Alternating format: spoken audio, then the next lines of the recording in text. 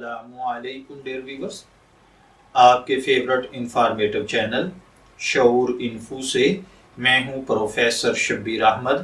ہمارا آج کا ٹاپک ہے رفاض۔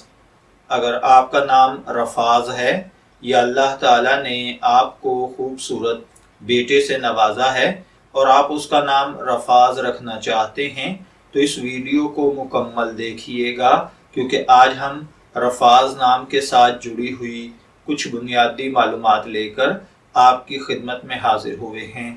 تو چلیے بڑھتے ہیں اپنے آج کے ٹاپک رفاض کی جانب۔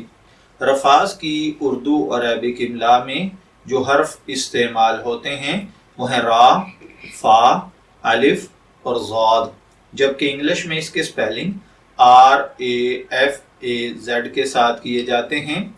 رفاض نام کے ساتھ جو دیگر نام ملا کر رکھے جاتے ہیں محمد رفاض، رفاض احمد، رفاض جبین، رفاض تبسم، رفاض خورشید وغیرہ۔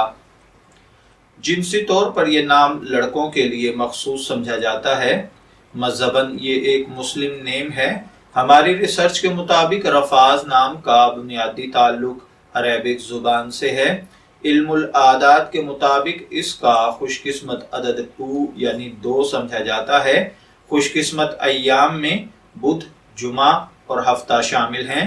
خوش قسمتی کے کلرز میں پیلا، نیلا اور سفید شامل ہے۔ خوش قسمتی کا پتھر ہیرا سمجھا جاتا ہے اور خوش قسمتی کی دھاتوں میں چاندی اور تانبا شامل ہے۔